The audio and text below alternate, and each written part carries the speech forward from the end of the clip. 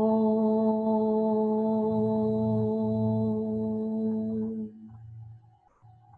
Sadashiva Samarambam Shankaracharya Madhyamam Asmadhyacharya Paryandam Vande Guru Paramparam Ishvaro Guratmeti Multibeda Vibhagne Vyomavat Bhaktadehaya Dakshinamurtyaye Namaha Sarva Vedanta Siddhanta Gocharan Tamagocharan Govindam Paranamandam Satguru Pranatoshmaha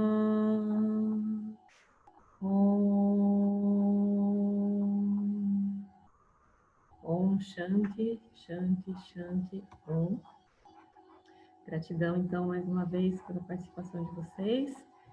Eu vou retomar a nossa leitura, dessa vez, como eu já coloquei aqui, adiantei, a partir do trecho que a gente finalizou na semana passada, com alguns trechos selecionados especialmente, com alguns comentários a partir das percepções aqui que eu tive, né, a respeito dessa interpretação, tá, do texto.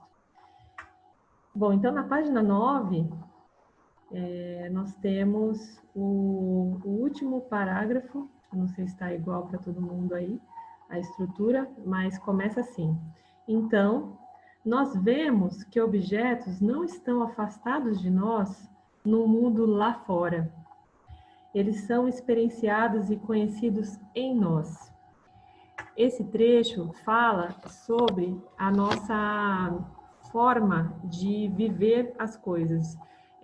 Segundo o Vedanta, a gente tem a opção de viver no modo de extroversão ou no modo de introversão, sendo que o modo de extroversão vai ficar o tempo todo dependendo da experiência e dos objetos que estão fora de nós.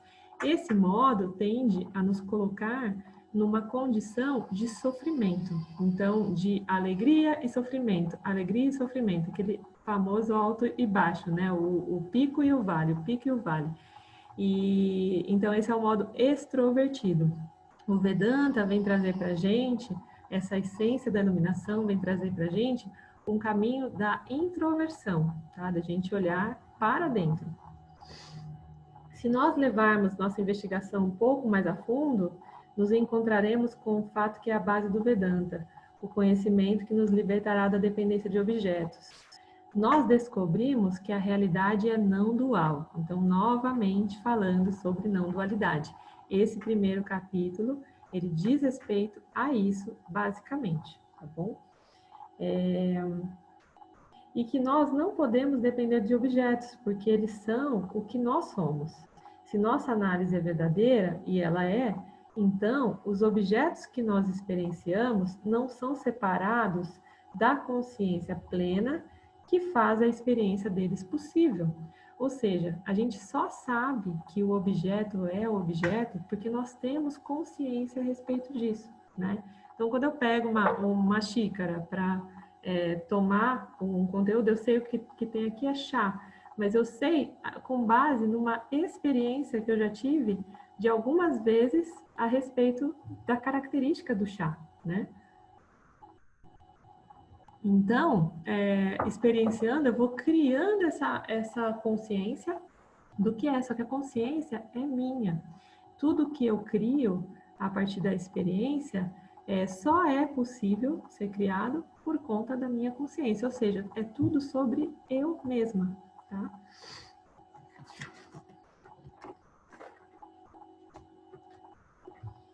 E aí tem um outro trecho que fala, os objetos sou eu, né? O quão distante você está de sua consciência experienciadora? A resposta é, você não está nada distante. De fato, não há diferença entre o você real, a consciência testemunha não experienciadora, e sua consciência experienciadora, a pessoa que você pensa ser. Então, a questão aqui é que, a partir do momento que a gente ingressa nesse jogo chamado planeta Terra, né, vida no planeta Terra, a gente recebe um nome. Eu fiquei até surpresa, né, que agora com o nascimento do Miguel, ele foi fazer o registro de nascimento, ele já ganhou um número de CPF, né? Então, aquele ser, o indivíduo, passa a existir ali, achando, né? Ele passa a achar que ele é um indivíduo, né? Que ele é um objeto, né? Se identificar com esse objeto que ele está experienciando, sendo que a consciência, ela é maior que isso. Aqui é apenas uma parte do processo, né? Uma parte de nós. E as coisas começam a ficar difíceis de serem compreendidas quando eu me resumo a essa pequena parte, que é esse tubinho de carne aqui chamado Thaís, que a minha mãe me chama desde o primeiro dia da minha vida, né? Então, se eu me identifico assim, e sou assim, eu passo a achar que eu sou pequena, que eu sou uma pequena parte, uma mínima parte de um todo. Sendo que a minha consciência, ela expande desse tubo de carne. E ela pode ir muito além, né? E representar o todo. Existe uma expressão específica para isso, que a gente vai ver mais para frente aqui com o nosso estudo, tá? E aí, ele diz o seguinte: a mosca na sopa da dualidade é essa. O corpo não pode ser você, porque ele é um objeto conhecido por você, da mesma maneira que qualquer outro objeto é conhecido por você. Como corpo, você não é suas emoções e seus pensamentos, ou qualquer coisa que aconteça com você, porque todos esses objetos são conhecidos por você. Então, se eu consigo enxergar a minha mão não sou eu. Se eu consigo enxergar o meu corpo, experienciar o meu corpo, perceber meu corpo não sou eu. Ele é apenas um objeto. Ele está fora de mim, né? Ele está além de mim, ele está extrovertido. Então, se eu começo a me identificar com o meu corpo, a me apegar a qualquer emoção que venha, a me identificar como uma pessoa depressiva ou bipolar ou feliz, né? Tudo isso são objetos que não representam a mim mesma. Eu sou a consciência, eu sou o ser real, né? Que é a pura consciência. Isso vai além de todos os objetos. Tá? Então, essa é a proposta do Vedanta. A gente conseguir perceber o que está além disso tudo. É fácil compreender quando você empreende a investigação sobre a percepção, mas é muito difícil aceitar, porque a experiência contradiz essa percepção. Então, existem algumas experiências, por exemplo, a experiência da ayahuasca, né, que nos mostra que a gente não é esse corpo, né? Várias pessoas já tiveram essa epifania, né? A gente chama de epifania, esse download, essa percepção de algo além. Várias pessoas, eu já ouvi N relatos no final de sessões de ayahuasca, falando, caramba, eu percebi que eu tô assim, muito além, às vezes eu fico vinculada a uma emoção, uma mágoa e tal, e eu vi que eu sou muito mais do que isso. Ok, né? Agora, o que acontece é que, saindo da sessão da ayahuasca, eu reencontro aquela pessoa com a qual eu tenho uma mágoa e ela toca na minha ferida e, de novo, eu me identifico com isso, né? Então, eu saio dali, na esquina eu já tropeço e já começo de novo esse jogo que é chamado dentro do Vedanta de Sansara, tá? Deixa eu só... Tem uma pessoa querendo entrar aqui. Cardoso. Alguém pede, por favor, lá no grupo do WhatsApp para o Cardoso tentar entrar de novo, que eu tenho que aceitar ele aqui. Por gentileza. A Patrícia está falando que tem um som de interferência. Vocês estão ouvindo o som de interferência na minha voz? Como que é esse som, gente? Algumas pessoas estão ouvindo, outras não. Não? Parece um som estelar. Ah, eu tô em outra frequência, será? Mas tá muito alto? Tá tampando minha voz? Ou dá para Dá ouvir? para ouvir você. Tá bom. Se for o caso, eu também procuro aqui um fone. Se estiver atrapalhando muito, vocês avisem, tá bom? Vou até diminuir aqui um pouco o volume. Melhora um pouco?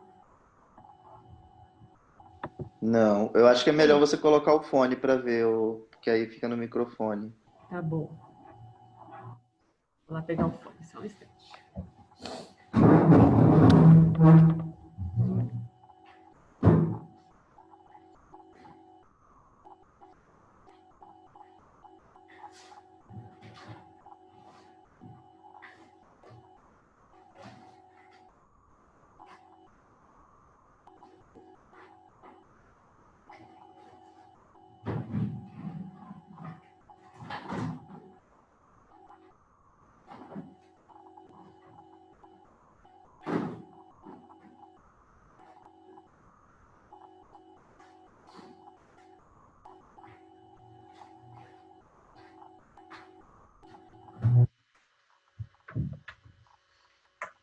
Aqui.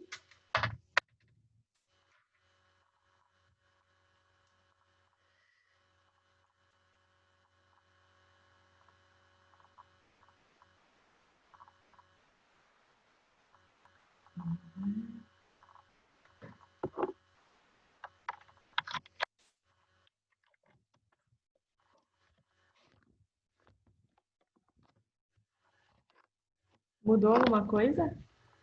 Parou. Ótimo. Vocês me ouvem bem agora, né? Perfeito. Bom, então, voltando aqui, o que diz o texto, né? Que a gente não se identifica com o corpo, que a gente não é nossas emoções, só que a gente muitas vezes tem dificuldade de aceitar isso, justamente porque quando eu saio da experiência, quando eu percebo, quando eu entro em estado de samadhi também, tem pessoas que entram nesse estado de epifania através da meditação, através da respiração holotrópica, né? Então existem algumas ferramentas aí para a gente acessar estados de consciência mais elevados, onde a gente percebe esse todo em ação. E aí, quando a gente retorna, né, para esse samsara, para essa roda viva, a gente acaba percebendo que parece que as coisas estão iguais, né? E aí a gente tropeça no samsara e volta a viver isso, a sofrer, a viver os picos e os vales, né? Isso, gente, faz parte de uma etapa do processo, tá? O que a gente chama da etapa de transição para um estado de karma yoga, que é exatamente quando eu começo a ter percepção daquilo que é certo fazer. A gente vai ver um pouquinho mais aprofundado sobre isso lá mais para frente, nos próximos capítulos, tá bom? Faz uma grande diferença saber que tudo é, na verdade, você, não alguém ou alguma outra coisa. O conflito virtualmente desaparece e os pequenos conflitos que se desenvolvem são facilmente resolvidos. Além disso, faz uma igualmente grande diferença saber que você é livre dos objetos. Então, imagina o seguinte, que eu sou dependente de açúcar, de alimento à base de açúcar. Quando eu percebo que isso é um objeto e que está para me distrair de quem sou eu começo a minimizar a relevância desse objeto para a minha vida, né? Então, uma vez que eu faço isso, eu vou ressignificar essa minha relação com esse objeto. E isso vai me trazer uma libertação do objeto, tá? Eu quero me liberar dessa dependência que eu tenho por esse objeto. A partir do momento que eu percebo que existe essa dependência, e que isso não faz sentido, porque isso não me representa, né? Assim como qualquer outro sentimento, qualquer outra relação de dependência, inclusive com pessoas, né? Tem pessoas que trazem aí uma necessidade, uma carência emocional e que dependem de estar sempre inseridos dentro de um contexto social, se sentirem aceitos, amplamente aceitos nos seus círculos. E isso também, essas pessoas outras, além de nós, também são objetos, né? E então, uma vez que a gente consegue perceber que é muito, que a gente está muito além disso, a gente é muito mais do que isso, a gente vai se libertando aos poucos. Quem já iniciou aqui a jornada do Vedanta tem testemunho para falar, né? Eu acho que eu já ouvi alguns testemunhos do Platini sobre isso, né, Platini?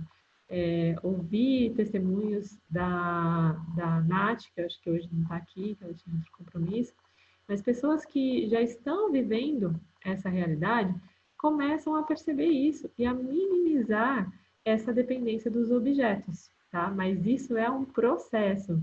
Existem, como o próprio James fala aqui, existem alguns casos de alguns seres humanos que têm já uma jornada prévia, que esse é o tipo de coisa que a gente não tem acesso, né? De saber qual é o nosso currículo, de onde a gente está vindo, o que a gente fez aí de bom, de ruim pelo caminho, mas existem pessoas, né, seres humanos, que já vêm assim, à beira de se iluminar, tipo a última jornada, e que consegue fazer isso, virar essa chave de uma forma automática. Agora, isso a gente está falando da exceção da exceção. Então, vamos nos considerar regra, né? Nós fazemos parte de uma regra. A regra é: vamos viver um dia de cada vez e começar a perceber isso dentro do nosso ritmo, da nossa capacidade de percepção, né? Acolhendo essa capacidade de percepção. Esse é o segredo para que a gente consiga permanecer com essa constância de propósito. Caso contrário, quando a gente define uma recompensa imediata e já quer fazer a virada da chave e perceber a vida toda diferente, a gente se frustra e a gente aborta o processo, né? Essa é a tendência natural. Então, é como qualquer outro processo de liberação de qualquer coisa, né? Se eu quero, por exemplo, emagrecer 30 quilos, eu preciso entender que eu tenho que ter um plano de alguns meses, entender como é que o meu corpo vai se comportar a respeito disso, né? Como é meu metabolismo, e cada um tem um. É a mesma coisa no processo de ampliação de consciência, né? Eu tenho a minha forma de compreender e cada um de vocês tem a forma de vocês. Então, começar a perceber isso é começar a desenvolver uma mente discriminativa que consegue compreender essa diferença do objeto e de nós no dia a dia, vivendo ao vivo, né? Essa é a tendência do que vai acontecer com vocês a partir do ingresso e da percepção dessa natureza real do ser, né, que somos nós, a partir dos estudos do Vedanta. E aí, o que ele diz, né? Que os sujeitos e os objetos...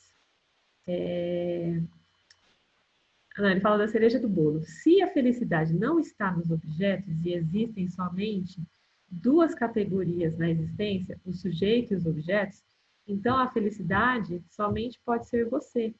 Quando você aprecia a si mesmo como sujeito, você fica extasiado, porque você está sempre presente.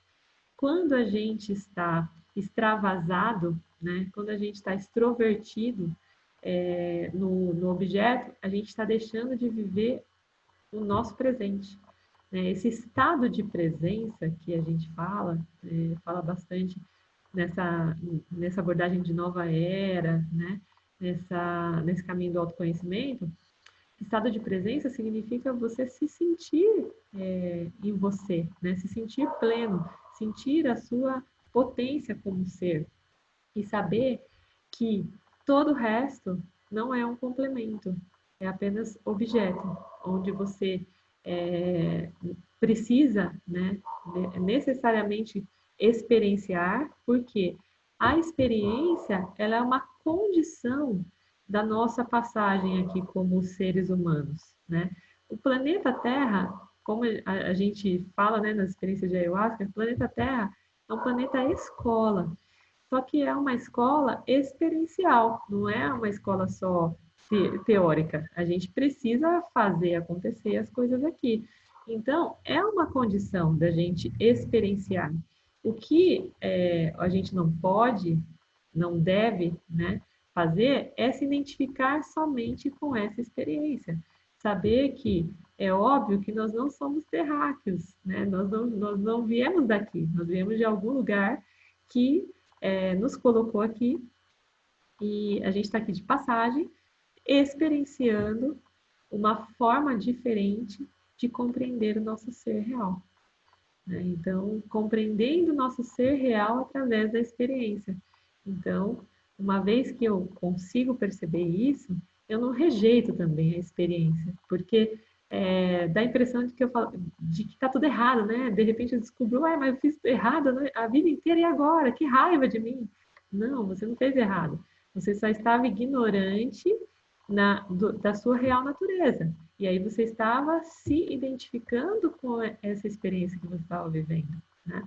É muito interessante isso, porque uma vez que isso é assimilado verdadeiramente com a nossa, dentro do nosso ser, da nossa consciência, a gente passa a ver absolutamente tudo de uma forma diferente.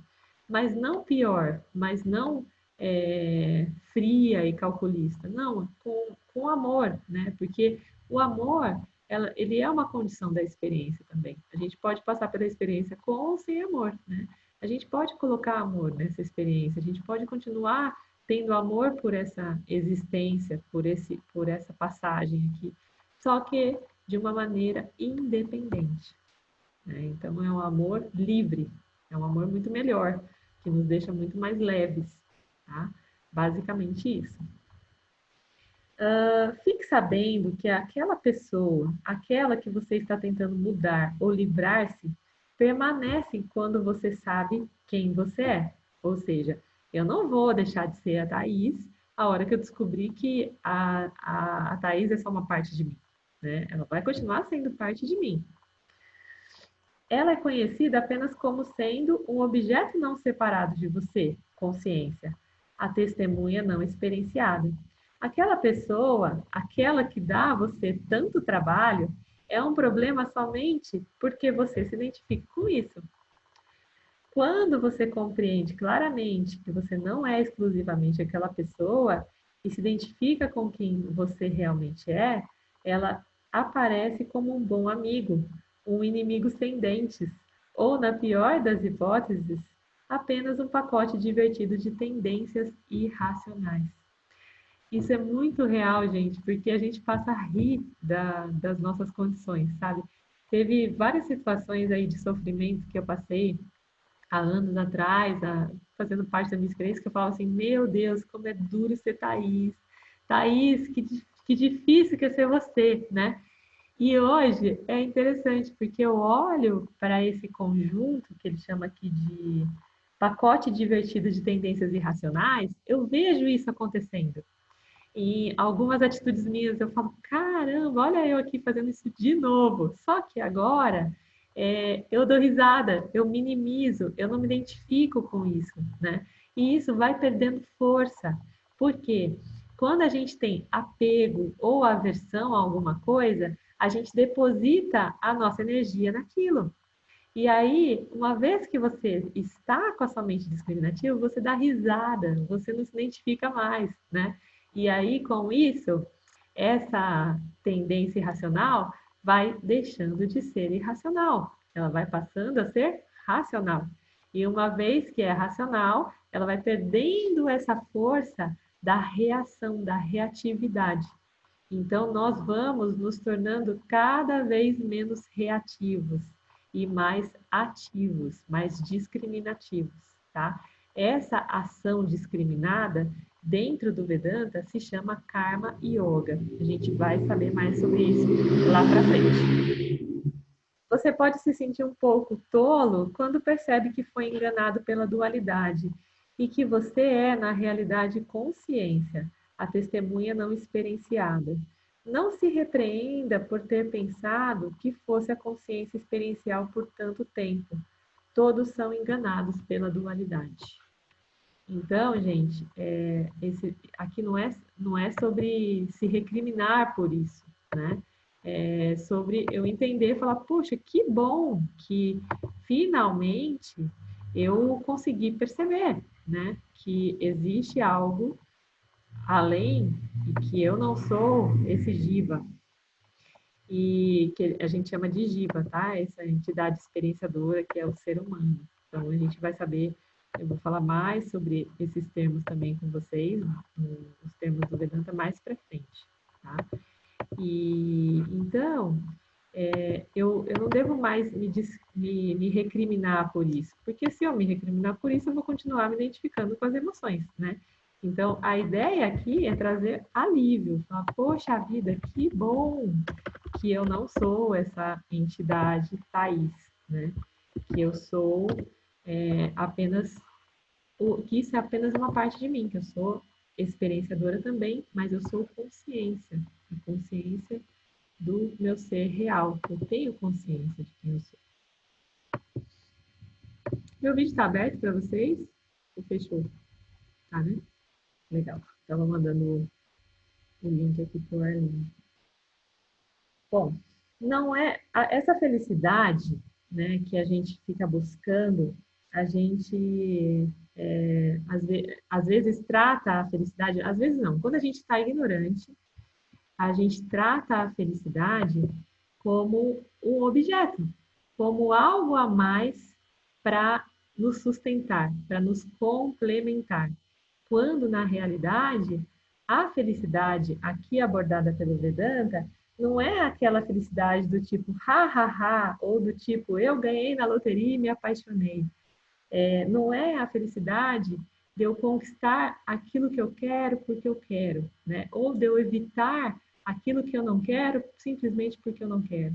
A felicidade aqui, que é a natureza do ser, é a sensação simples e sutil de plenitude e perfeição, um contentamento silencioso nascido de um sentido inquestionável de autoconfiança, sabendo que não interessa o que aconteça, bom ou mal, eu estou sempre bem, porque eu sou uma plenitude indivisível. Então, uma vez que eu não dependo de algo para ser feliz, eu não construo essa felicidade extrovertida, né, que está fora de mim, que depende dos objetos para chegar até a mim, essa felicidade deixa de ser temporária, ela passa a ser definitiva em mim, porque eu descubro a minha identidade, o meu ser real, a minha real natureza, tá? Então, o James, segundo o professor Arlindo, né? Uma vez o professor perguntou para ele, tá tudo bem? Oi, Messi, tá tudo bem? E ele falou, tá bem quando tá bem e tá bem quando não tá bem, né? Então, sempre está tudo bem quando você sabe quem você é. Não importa que o entorno, que o cenário não esteja favorável, né, de acordo com os nossos valores. Se nós sabemos da nossa real natureza, tá bem quando tá bem e tá bem quando não tá bem também, né? Estamos sempre bem. E isso é muito interessante, porque uma vez que esses cenários controversos aparecem e a gente tem a mente discriminativa, a gente não fica naquela sensação de não querer mais que aquilo aconteça, né? Ou então de querer que aquilo acabe logo. Então, tem pessoas, né, que a gente conversa que diz o seguinte: ah, eu não queria ter vivido esse dia. Meu Deus, se eu pudesse, eu nem teria levantado da cama hoje, né? Quando a gente faz isso, quando a gente coloca essa energia de aversão em alguma experiência, o que a gente está fazendo é se identificar com aquela experiência e rejeitar. Não quero, porque não quero, nunca mais quero isso, meu Deus. O que acontece? A tendência é que a gente tenha que experienciar de novo, porque a aversão é uma forma de apego também, né? É o contrário. E a gente fica nessa dualidade. E aí volta para aquela situação dos picos e vales, né? Da roda do samsara, que a gente chama dentro do Vedanta. Então, a ideia aqui é se manter feliz simplesmente por saber quem eu sou. Então, uma vez que eu sei quem eu sou, pode acontecer a maior trovoada lá fora, que dentro está tudo em paz, né? Meu céu está limpo. É essa a ideia, né? Então, fazendo a comparação com o céu, que a gente já fez, acho que na aula anterior, tá tudo azul, não importa se aparecem os trovões, as nuvens, a chuva, o sol, o que seja, continua azul. Eu sou o céu azul, não importa aquilo que está acontecendo lá fora, né? A partir do meu corpo, dentro de mim, da minha consciência, do meu ser real, tá tudo bem. Basicamente isso. Então, continuando aqui. Então, o processo de autoinvestigação se resume a determinar se eu sou pleno e completo e, portanto, livre, ou se eu sou incompleto e, portanto, não livre. Se eu sou completo, então eu não preciso perseguir objetos. Se eu sou incompleto, eu devo continuar perseguindo objetos. E aí fica, obviamente, a nossa escolha, né? Isso depende de quê? Do tanto que a gente já sofreu.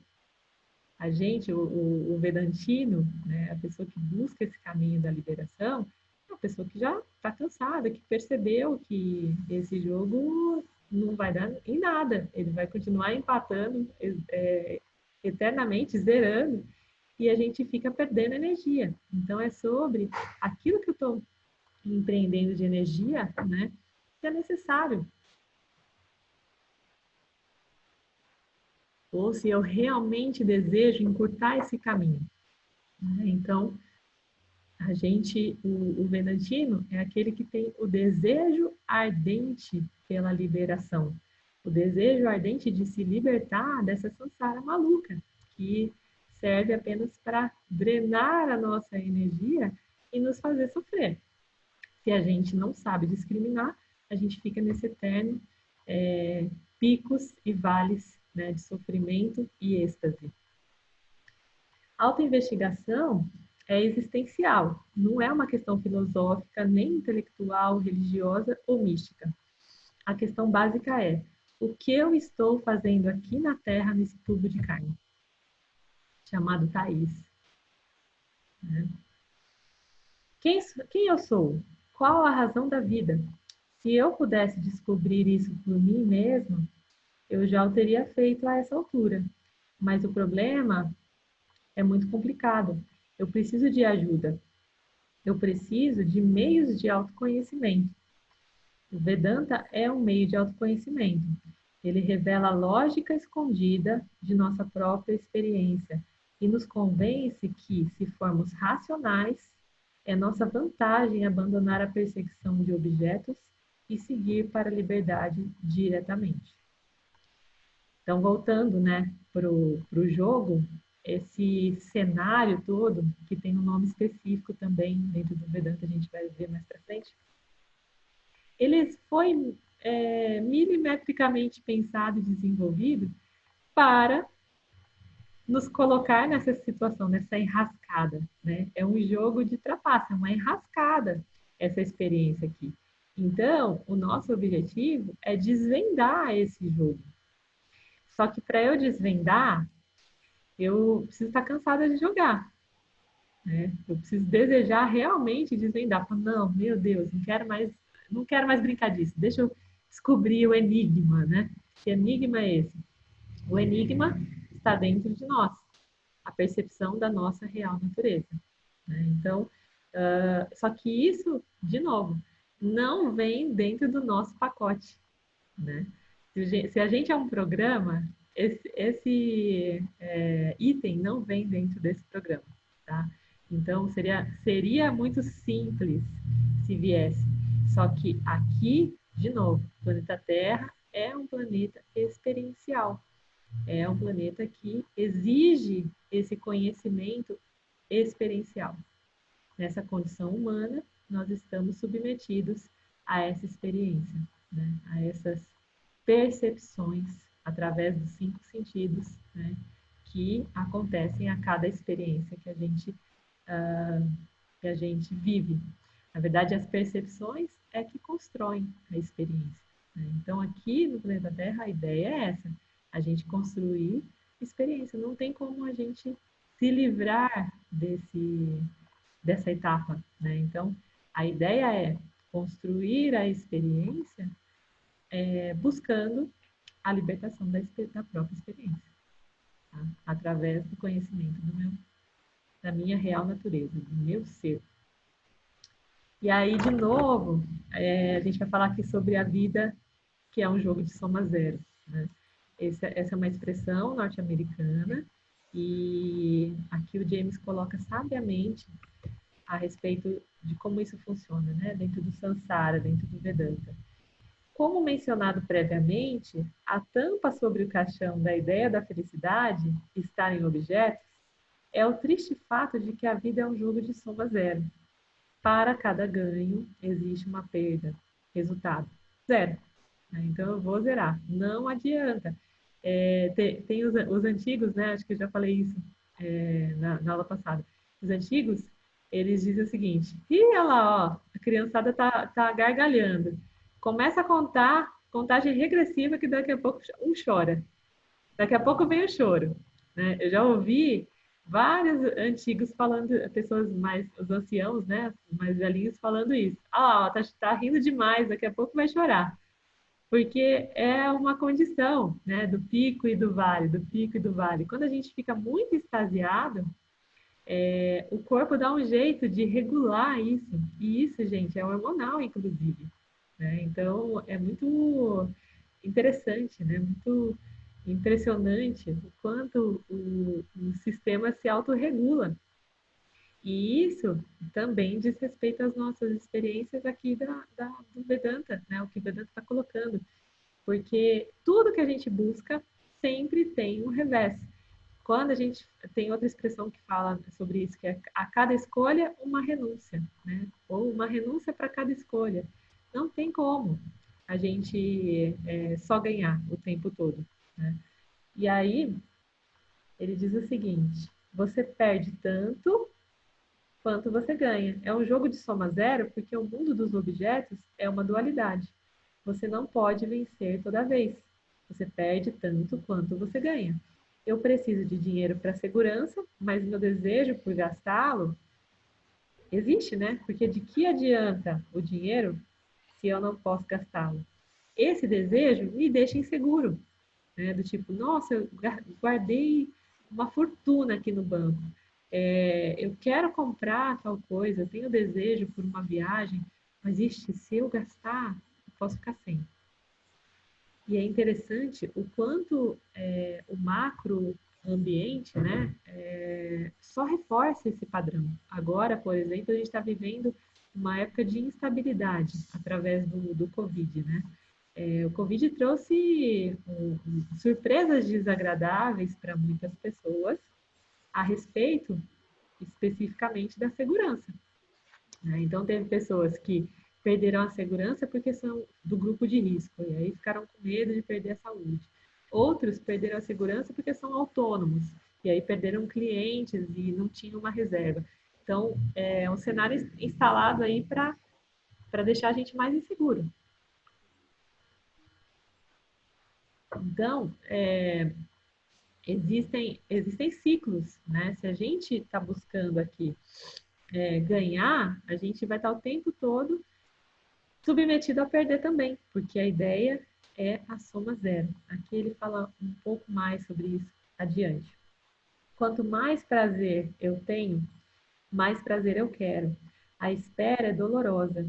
Eu quero poder para ser livre de minha sensação de inadequação e pequenez. Então, presta atenção nessa expressão. Eu quero o poder para ser livre da sensação de pequenez, me fazendo sentir impotente. Não, mas o poder depende das circunstâncias que não estão sob meu controle, me fazendo sentir impotente. Eu quero ser perfeito, mas quanto mais perfeito me torno, mais imperfeições escondidas vêm à luz. esse caminho do autoconhecimento é assim, né? Quando a gente acha que a gente está consertando algumas coisas, de repente, tcharam, surgem outras coisas. Você fala, meu Deus do céu, é interminável isso.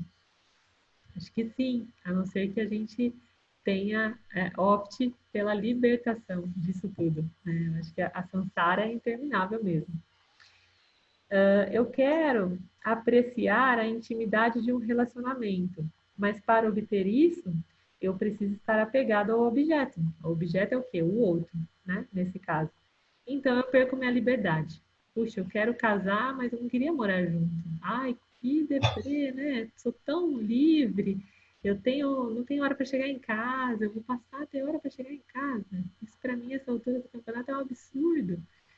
Tem que pagar, né? Para ver, tem que perder essa liberdade para ganhar a intimidade. Então, é a soma zero se manifestando. Se eu quero ser livre, eu tenho que sacrificar a intimidade. Então, a lista continua, né? A gente falou um pouquinho na semana passada e é uma lista infinita aí da soma zero. Eu acho que isso é muito evidente no nosso dia a dia, né? Quem vive, quem é ser humano e está aqui experienciando já percebeu que rola isso daí mesmo.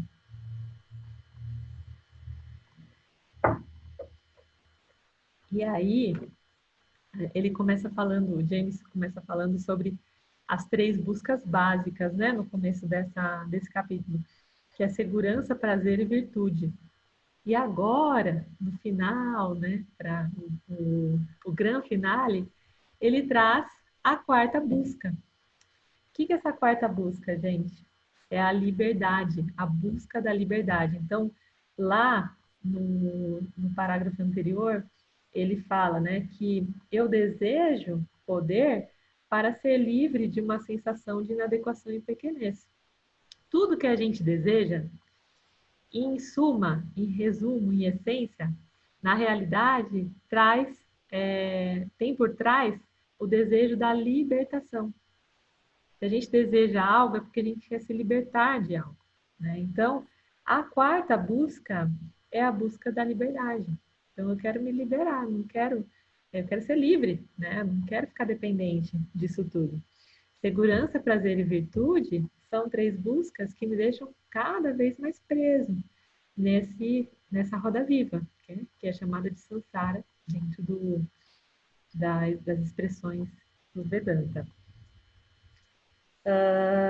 Por quê? Eu quero um objeto em função da liberdade que vem quando o desejo pelo objeto vai embora. Então, uma vez que eu sou dependente de um sapato, né? Eu tenho uma conhecida, uma amiga, que tem 87 pares de sapatos. E a última vez, né, pelo menos tinha 87, talvez tenha mais. Tem outra amiga que é viciada em colecionar tênis, né? E aí, quando a gente vai buscar, então imagina, saiu um novo modelo do tênis, do sapato. Eu preciso daquilo, mas eu preciso, na realidade, me libertar do desejo que eu tô por aquilo.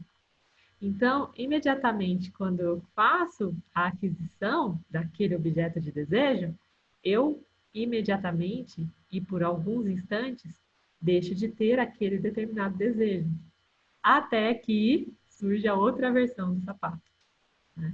Até que surja a nova coleção do tênis.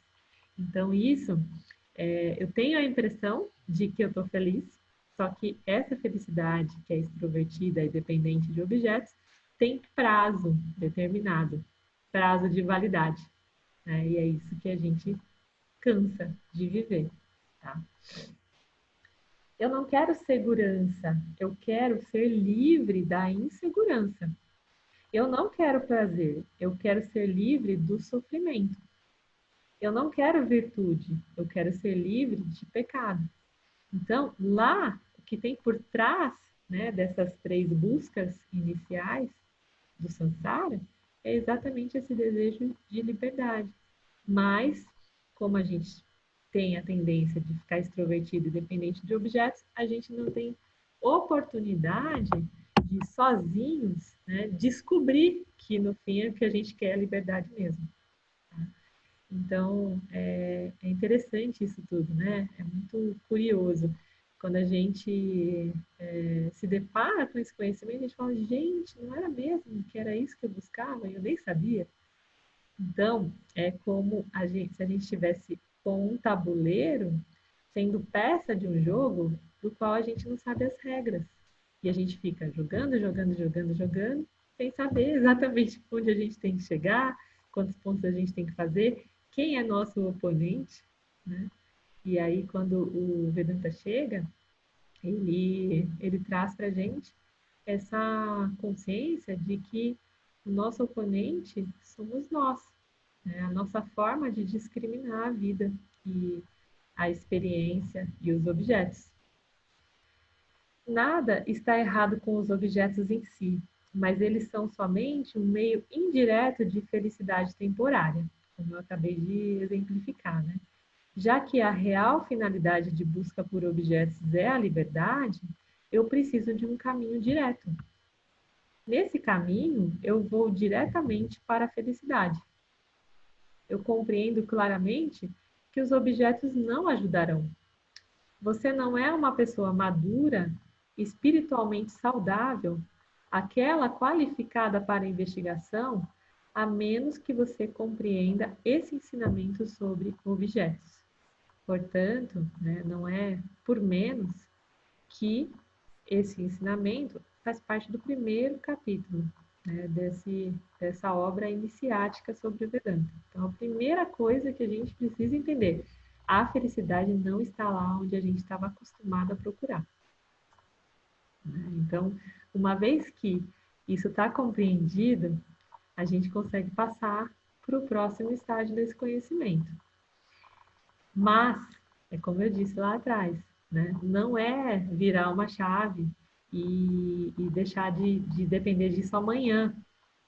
A gente vai construindo essa percepção, né, que dentro do Vedanta se chama discriminação da mente. Né? Então, tornando a nossa mente cada vez mais discriminativa para identificar esses objetos que nos cercam. Cada ser tem seu conjunto próprio de objetos, né? Então, como eu disse, tem gente que precisa comer aquele chocolatinho todo dia depois do almoço. Tem gente que precisa falar com a mãe todos os dias ou com o filho. Tem gente que precisa ser promovido todo ano no trabalho. Então, cada pessoa tem seu conjunto, né, de programações, de repetições. E também tem um nome específico que a gente vai conhecer mais para frente. Tá bom? E aí, esse é o ponto onde o pneu encontra a estrada espiritualmente. Então, eu estou carregando meu carro no lombo, achando pesado demais. De repente, eu me torno conhecedora, né, desse acesso a esse conhecimento, e aí eu encontro os pneus. Eu coloco os pneus no meu carro e tudo acontece de uma maneira mais fluida. É essa sensação que todos vocês que estão buscando por essa verdade tendem a ter a partir do momento, né, cada um com o seu motor, com o seu carro, né, com o seu instrumento, fazendo dentro da sua própria velocidade, da sua própria fluidez, porque isso não existe, não é uma receita de bolo, não é uma fórmula, é apenas um conhecimento que vai ser assimilado de acordo com a capacidade, né, e a disposição de cada um, a busca, né, real de cada um. Portanto, isso está diretamente vinculado com meu real desejo por libertação, né, com o meu real desejo por descobrir a minha real natureza.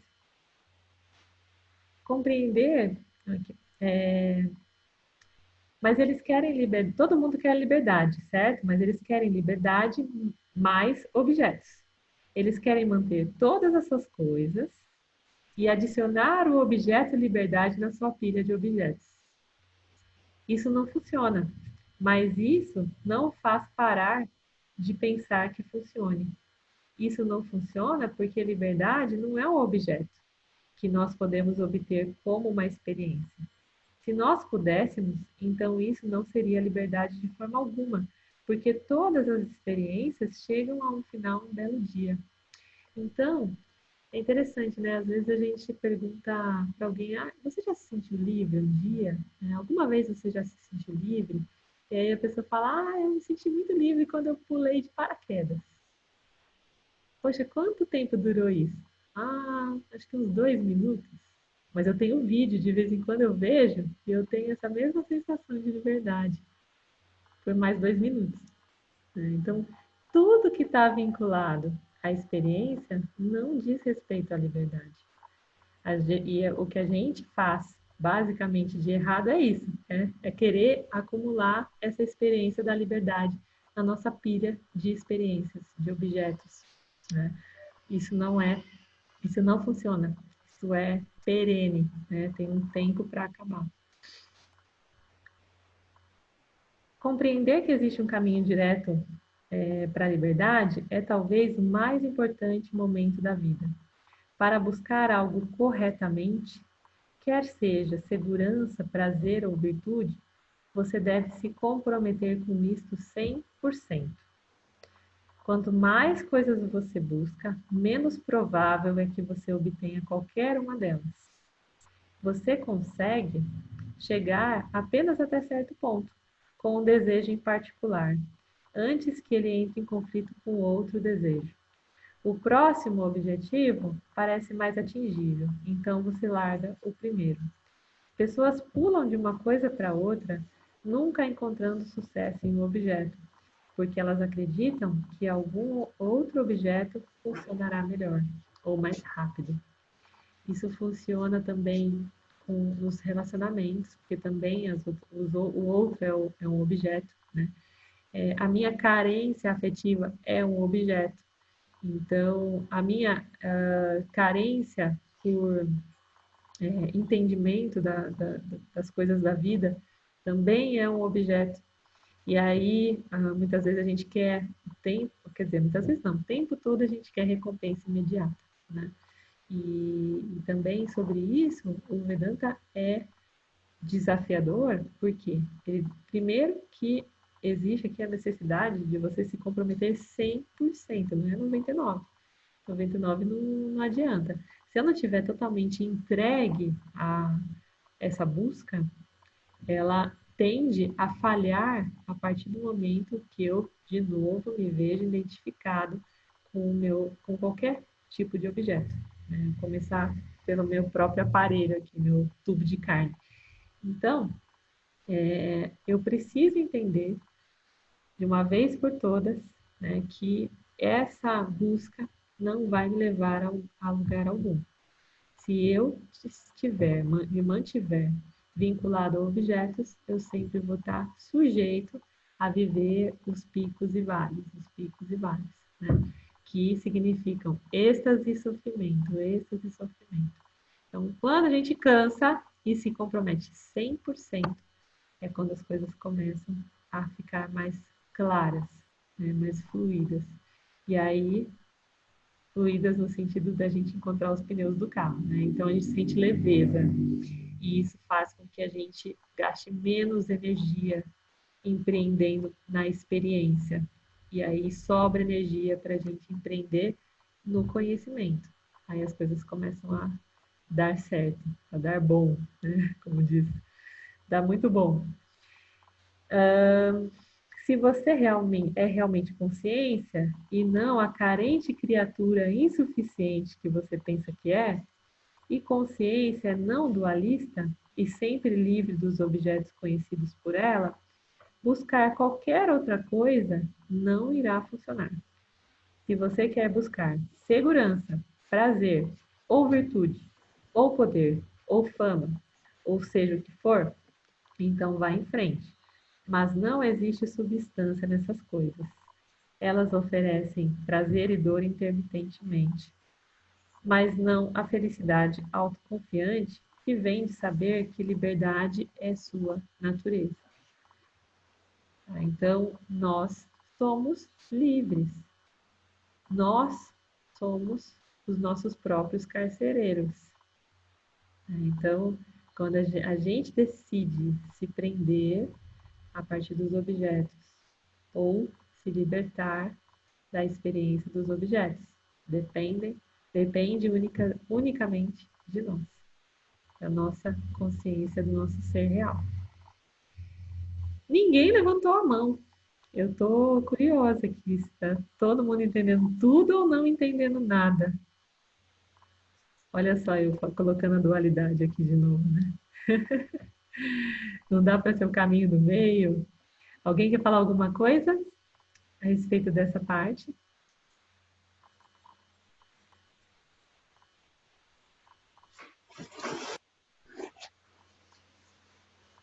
Professor Arlindo, fala um oi pra gente. Boa noite. Oi, querida. Que Tá me ouvindo? satisfação. Então, eu estava aqui, eu ia escrever uma mensagem agora para dizer que meus olhos estão fechando. Imagino, E deve estar cansado, né, professor? estou cansada. E eu assisti agora essas últimas 30 minutos, muito bom, muito legal mesmo, Thaís. Gratidão, professor, é uma honra. Para dizer a verdade, eu estou impressionado. Bom, fico muito feliz, Hum. porque é seu mérito também. Estou aprendendo direitinho te ouvindo.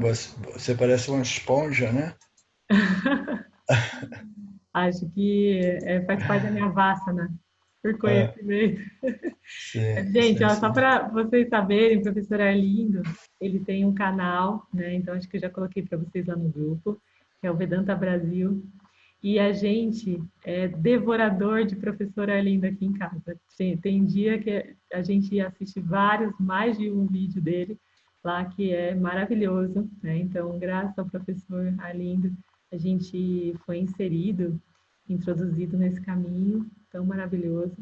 E para a gente é um super prazer tê-lo aqui com a gente sempre. E receber esse feedback também é uma honra, porque significa que o Ishvara está permitindo, né, que a gente se torne esse canal, que no fim das contas é sobre isso. A gente conseguir absorver algo que é uma verdade para transferir aqui para esses buscadores. Então, gratidão, professor, por essa participação remota. Está sempre convidado a entrar aqui na nossa sanga e trazer os Sim, sim. complementos. Se quiser deixar algum comentário sobre tudo isso também, fica à vontade. Não, vai ficar para uma outra oportunidade, mas eu, eu fico feliz de ver que vocês estão, né, encontrando sempre mais pessoas com essa disposição espiritual, né, pelo conhecimento, né, o conhecimento da verdade, conhecimento daquilo que é a nossa natureza, que na verdade é o amor, né? E todos nós buscamos, mas que fundamentalmente existe dentro do nosso ser, é a natureza do ser mesmo, né? Plenitude, né?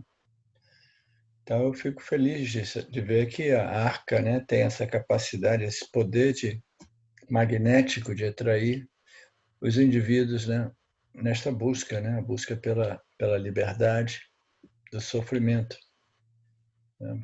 Então, muito Gratidão, bacana. É. muita Quem gratidão. sabe, quem sabe um dias desse a gente se encontra pessoalmente de novo aí. Sim, sim, a ideia é essa, né? Que a gente continue conectados, aqueles que sentirem essa Sim. verdade, essa ressonância por esse caminho, que continuem aí, tenham acesso às próximas etapas desse conhecimento, de preferência pessoalmente, né, professora? Aqui num seminário. Sim, sim, sim, vamos ver. Vamos ver o que Ishvara Isso Ara nos reserva. vai aprontar, né? Gratidão, Então, professor. então tá, querido, Bom vocês descanso, continuem viu? porque a aula está muito boa, eu não quero interromper muito. Então tá, Gratidão. Uma noite, muito bom descanso. ok, Tchau, tchau. obrigado. E aí, pessoal, continuamos abertos para trazerem as dúvidas. Cadê o Val? Ah, o Val tá bem quietinho aqui. Val, você não tinha 12 perguntas para trazer? É, eu Pergunta? já aprendi que tem que escutar bastante, né? Que as respostas estão vindo. É, eu tinha dúvida mesmo sobre o objeto, até comentei com você naquele dia na Arca, né? Então quer dizer que eu Oi. sou um objeto, né? E aí você explica muito bem, viu, tá? Parabéns, obrigado, porque acaba tirando as dúvidas mesmo e a gente tem que escutar mesmo, escutar mais, ler mais, né, Sim. para tirar essas dúvidas. Gratidão, tá bom? Eu que agradeço, Val. Aquilo que eu estou trazendo é a respeito dessa intensidade que foi vivida aqui, né, a partir do momento que a gente se deparou com essa verdade do Vedanta e começou a perceber de fato isso se transformando na nossa vida. Então, o Mário colocou isso bem no começo aqui na introdução, nossa reunião de introdução, que aqui na Arca a gente experimenta tudo, né? As medicinas, os livros, as músicas, a gente experimenta tudo antes. Então, eu posso, com todo o meu coração, com toda a minha verdade, expressar isso aqui, porque de fato isso muda a vida. Então, a partir do momento que a gente consegue perceber, a gente consegue também transmitir. É automático. Logo, logo vai ser você falando aí para as pessoas sobre o Vedanta. Minha mãe esteve aqui com a gente, ó, minha mãe, ergue a mão aí, mãe, para eles te verem. Dá um oizinho. Ela veio passar uns dias aqui em casa e ela ficou de castigo vendo o Vedanta. Era condição para conversar com ela, era ver pelo menos um vídeo por dia. Brincadeira. Mas ela se envolveu nesse universo aí também e começou a vivenciar realidades diferentes, né? E já trouxe outras pessoas, né? Então, é magnético mesmo isso. É algo que acontece de uma maneira muito maior do que aquilo que a gente pode prever, porque está muito além da nossa capacidade, né? Como diz o professor, é uma condição mesmo de Ishvara, Ishvara que permite. Ishvara é a manifestação de Deus na Terra, né? Então é a presença do divino, é chamado de Ishvara a partir do Vedanta, né? Na literatura Vedantina, Ishvara é quem faz as coisas acontecerem aqui para a gente, nesse mundo material. Então, é automático. Né? Essa sanga, esse grupo aqui, foi formado de uma maneira automática a partir desse magnetismo, que dentro da física quântica a gente chama de ressonância harmônica, né? Onde tudo se atrai, aquilo que é parecido, né? Ressonante, está na mesma frequência. Então, aqui a gente está nessa frequência, todo mundo sintonizado nessa frequência de rádio e se identificando ou não com esse caminho. Né? E tudo é válido, tudo faz parte do processo. Mas, alguém mais quer trazer alguma pergunta, gente? Oi, Thaís, sou eu, Cardoso. Oi, Cardoso, boa Bem, noite. e aí? Tudo jóia? Oi, eu como professor Arlindo, quero te parabenizar aí pela essa Gratidão, vasta de Cardoso. professora, né? Que estou conhecendo agora, né? E muito legal você estar ensinando, né? Começando a ensinar Vedanta, é um mérito muito grande, sabia? Eu Então, eu me queria, sinto, sim, mesmo, honrada, viu, Cardoso, por essa oportunidade. olha, é um mérito kármico muito grande, porque Vedanta é o final, né? É o final, Vedanta é o caminho direto e tudo, né? sim. Para a consciência de Brahman. E você é muito legal, tá muito legal. Eu estou acompanhando, né? E bem coerente, bem dentro do que os gêmeos que o Arlindo ensinam, né? Você está de Sim, parabéns. Só está queria bem dar de só esse professor, parabéns né, a você Cardoso? aí, estimular você a não parar e continuar e a se aprofundar mais, Que bom, Cardoso. entendeu? Parabéns aí para você, para o Gratidão. Ó, e de Mário, né? prontidão, eu já te deixo o convite de entrar aqui e botar suas considerações, porque você é vedantino já É, tá um pouquinho adiante aqui, né? Está acompanhando o caminho já há um tempo. Então, verdade. me lembrar de algum ensinamento aí a respeito de tudo isso, Tá. sempre De vez convidado em a quando, trazer. quando for possível, eu contribuo com o que Svara permitir, né? Combinado. Tá bom? Parabéns aí, uma boa noite aí, um bom trabalho aí para você, tá? Gratidão, Cardoso. Boa noite. Grato por tudo. Tchau. Tchau, tchau. E aí, gente? Nenhuma pergunta a mais, né? Ninguém mais vai se manifestar. Tem alguém aqui que está tendo alguma real dificuldade, assim, da semana passada para cá, que ficou pensativo em alguma coisa específica que gostaria de colocar? Ou as pessoas que já estão há algum tempo lendo a respeito, tem tropeçado em alguma coisa? Conta aí pra gente, eu acho que é legal essa galerinha que começou há algum tempo, né? Trazer alguma experiência, alguma coisa de ilustrativa a respeito desse mundo dos objetos em especial, né? Ou da não dualidade, que a gente tem mais alguns minutinhos aqui, mas eu acho que é um tempo muito pequeno para a gente passar para o próximo capítulo. Então, talvez a gente tenha oportunidade aí de fazer uma partilha de experiências vedantinas. Alguém tem alguma para contribuir?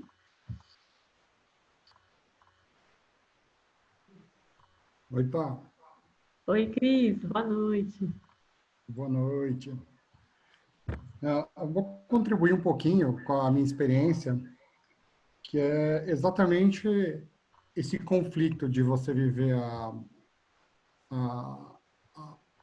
essa nova realidade, de você deixar de ficar buscando o resultado, que é um desafio gigante, e você simplesmente surfar naquilo que está sendo apresentado para você, né? Conseguir fazer esse equilíbrio, né? Sair do piloto automático, porque você levanta de manhã, já tem programa, horário, então você está com toda aquela rotina montada, e aí o estresse vem acontecendo porque as coisas saem do seu controle, porque a gente é ensinado a olhar para o resultado. E isso realmente é desafiador. Então, desde que a gente começou a estudar, eu estou neste processo de reprogramar minha mente, no meio do estresse eu paro, mas por que eu estou estressado? Porque eu estou perdendo o controle. Mas que controle que eu tenho? E aí eu começo a perceber esse sentimento na prática do encontrar a felicidade, encontrar a segurança, e na verdade não é nada disso. Então, aquilo causa uma confusão no dia a dia, mas o tempo vai passando e as coisas vão se acomodando, né? Mas a cada dia você tem um desafio novo para você reforçar essa visão do Vedanta, né? Você não olhar para o resultado, não olhar para o objeto, e sim sair surfando com a onda do jeito que ela vier. Que legal essa história, né? Estou perdendo o controle. Que controle? E se a gente for parar para pensar, todas as doenças psicossomáticas estão vinculadas a isso, né? A gente ter ou não controle de alguma coisa.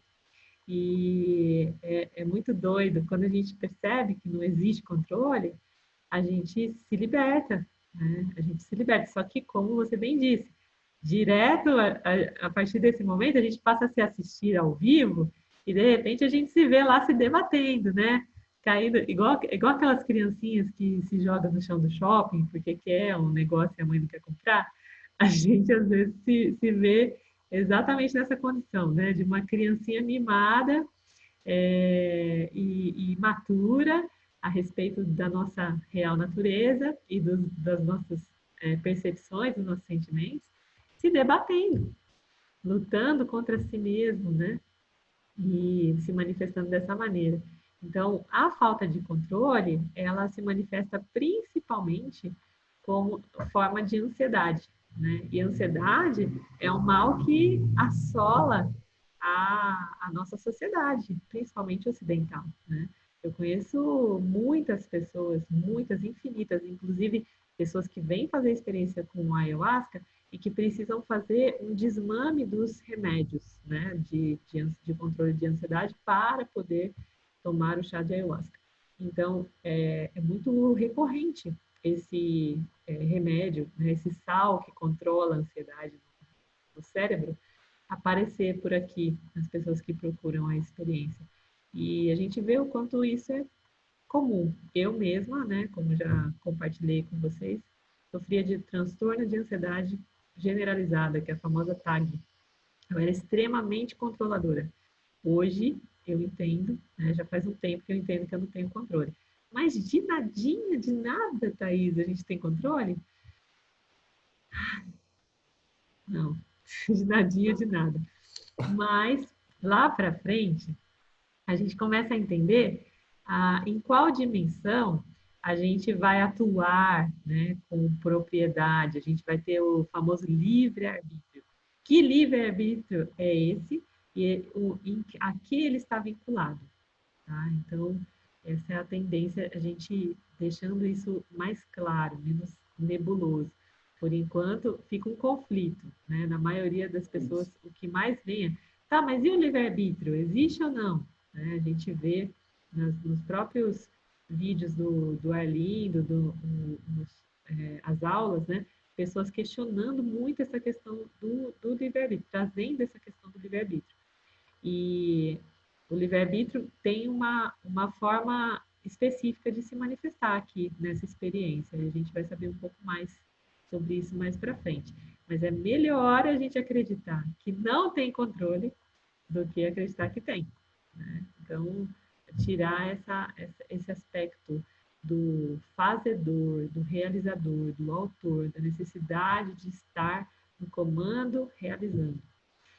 Existem N fatores que envolvem essa experiência aqui que a gente está vivendo. Né? Então, é melhor a gente não se identificar com isso, é melhor a gente buscar a libertação de tudo isso. Porque esse é o único caminho que cessa o sofrimento. Caso contrário, a gente vai ficar nessa. Tá bom? Mas Thaís, Oi? Oi, Val. essa libertação do não ter o controle é bem difícil, né? Aham. Porque assim, eu venho trabalhando isso também. Eu passei por uma situação um pouco complicada no sábado, que eu achei que, como eu estou montando aquela loja, eu entrei achando que eu estava controlando a situação, o negócio perdeu um controle, eu fiquei tão nervoso, eu falei, puta, eu parei, pensei, falei, calma, respira, calma, Val, deixa a coisa fluir. E aí eu larguei de mão assim, virei, saí andando. E não é que o negócio fluiu melhor do que quando eu estava achando que eu estava controlando. Eu falei, ih, Val, você tá. Mas tá bem complicado, mas eu acho que vai dar, tá rolando, tá indo, tá indo. O Val, é tão precioso isso que você está trazendo, porque a gente tende a determinar algumas coisas, né? A gente é incentivado a fazer a listinha do Papai Noel, né? Desde criancinha, não tem isso? Ah, eu quero ganhar uma bicicleta do Papai Noel. E aí, nesse modelo de listinha de Papai Noel, a gente vai extravasando para outras fases da vida e outros departamentos também. Só que essa ideia da listinha, a listinha surge a partir da nossa capacidade de pensar, de projetar. E a nossa capacidade aqui, de dentro, do que está aqui dentro, né? Dessa massa encefálica, é extremamente limitada. E muitas vezes a nossa listinha, ela se torna tão ínfima perto daquilo que dá para ser, que dá para acontecer. Às vezes eu estou pedindo uma bicicleta com a capacidade de ganhar sei lá, uma Ducati, né? Um Porsche Cayenne, sei lá, alguma coisa muito, muito maior, né? Em comparação a objetos, né? Lógico que isso continua sendo um objeto, mas é uma forma de ilustrar, tá? Então, muitas vezes eu vou interferir naquele campo achando que eu tenho capacidade de projetar algo extraordinário e o melhor que pode ser, sendo que a minha capacidade é muito ínfima mediante ao tamanho da minha consciência do meu ser, né? Ao tamanho do meu ser. Eu sou muito mais do que essa massa encefálica que está programada, inclusive, para pensar coisas pré-determinadas. Né? Então, quando eu confio plenamente no processo e deixo nas mãos de Ishvara, né, dessa manifestação divina do mundo dos objetos, as coisas acontecem muitas vezes surpreendentemente no sentido positivo, né? De uma forma surpreendente positivamente. Então eu falo, meu Deus, aí sim fui surpreendida agora, né, por Ishvara. Por quê? Eu deixei nas mãos dele. Agora, dá para deixar tudo nas mãos de Ishvara e não fazer mais nada? Não, também não. Então a gente tem que atuar, mas a gente vai atuar em qual aspecto? Naquilo que nos cabe. E essa percepção daquilo que nos cabe é o que vai ficar claro aqui à medida que a gente for avançando nos próximos capítulos. Tá? Então fica muito bacana, porque eu falo, no fim das contas, o que eu preciso é todos os dias encerrar esse meu ciclo diário com a certeza de que eu fiz aquilo que me cabia e que o universo e que o campo atuou da forma que cabia a ele para que essa minha experiência fosse a mais rica possível. Porque também existe essa tendência em quem começa a perceber que a experiência não vai levar à libertação, de rejeitar a experiência. Falar, o que eu fiz para merecer estar na Terra? Meu Deus do céu, devo ter jogado pedra na cruz, devo ter feito muita coisa errada para estar aqui. Sendo que, na realidade, não, isso aqui é um presente. Né? Então, essa experiência da Terra é um presente para a gente perceber tudo isso, todas essas nuances, né? E desvendar. É um jogo muito bem feito, que só quem é muito especial como nós é capaz de desvendar. Né? Então, quem tem esse conhecimento do ser, desvenda. E nós somos o ser. Então, cada vez mais a gente se conhece. Quanto mais a gente se conhece, mais a gente tem potência para desvendar e para apreciar essa brincadeira toda, né? De olhar para as coisas e dar risada, falar, nossa, meu Deus, olha só minha programação vindo aí, com tudo, minha programação automática, que loucura, né? Sair do piloto automático é, como diz o Cris, um grande desafio, que começa no momento que a gente abre o olho. E, na verdade, nem é no momento que a gente abre o olho, é no momento que a gente está inconsciente mesmo, já está acontecendo, né? Que no momento que a gente abre o olho, a gente passa a ter uma noção, né? Uma percepção consciente daquilo que a gente está vivendo. Mas já está acontecendo de noite, noite e dia, dia, noite, noite e dia, sempre, desde sempre. A partir do momento que a gente descobre, a gente deixa essa realidade, deixa de viver essa realidade, né? E passa a viver outra. Então, é isso que a gente tinha para dizer hoje. Tem mais alguém que queira trazer alguma coisa para a gente encerrar? Eu quero falar. Pode traz para a gente. Essa semana eu corri do Vedanta. Depois de, acho que deve ter uns 4 para 5 meses. Sim. Eu estudo Vedanta todos os dias, de manhã, de tarde, de noite, de manhã, de tarde, de noite. E essa semana eu falei assim, não quero mais Vedanta, não quero. Aí tá bom. Mas a única coisa que eu falo o dia inteiro é Vedanta. Toda hora chega alguém. Eu Durou estudei pouco isso, sua estudei fuga, né? aquilo. Estudei aquilo, fiz aquilo, estudei sobre não sei o que, não sei o que, não sei o que. E ainda não entendi o que acontece comigo. Aí eu falo assim, não vou falar. Aí a pessoa atiça. Eu falo, pronto, vem aqui, vou te mostrar. Ó, tem um grupo aqui no Face, Vedanta Brasil. Aí tem o professor Arlindo que dá aula, a gente tá lendo, fazendo um acompanhamento. Menina, é isso? É isso, eu precisava disso. Como que eu faço para conhecer esse pessoal? Tal? Entra no grupo, dá uma olhada, porque tem material no grupo, vê se você identifica e vai estudando. A gente começou por esse livro, aí fui explicando. Mas é todos os dias chega alguém. E agora eu comecei a discriminar, que antes eu não tinha tempo. Como eu fiquei focado só em estudar, eu não estava percebendo em volta. Aí como eu fiquei sem estudar, e agora eu começo a perceber. Aí já tem uns 3 dias que só, tipo, com percepção só. E é muito bom. é muito bom poder alternar, né? E experimentar também essa parte. Tá bom, ó, já entendi, agora eu vou lá para o campo para viver isso.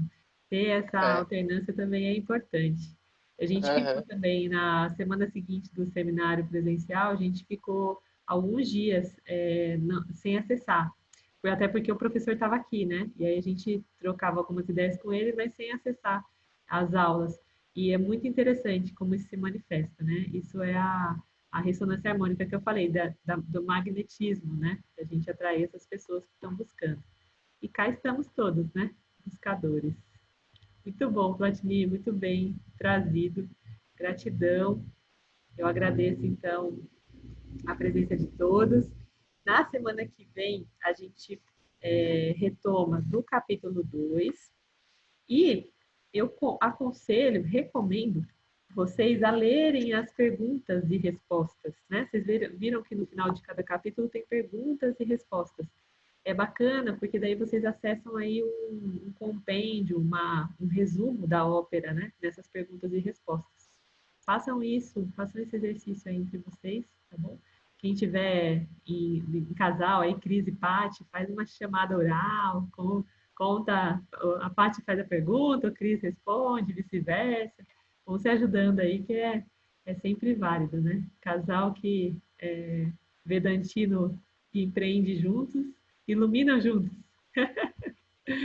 Assim é. Bom, então, finalizando, eu vou fazer o mantra da plenitude, considerando que somos plenos e capazes de continuarmos essa nossa caminhada no amor e na plenitude sempre. Muita gratidão a todos vocês. Om Purnamada Purnamidam Purnamudachyate Purnasya Purnamadaya Purnameva Vashishyate. Om Shanti Shanti Shanti. Namastê, gratidão a todos e até a próxima quarta. Bom descanso, boa discriminação para vocês. Boa noite. Boa noite.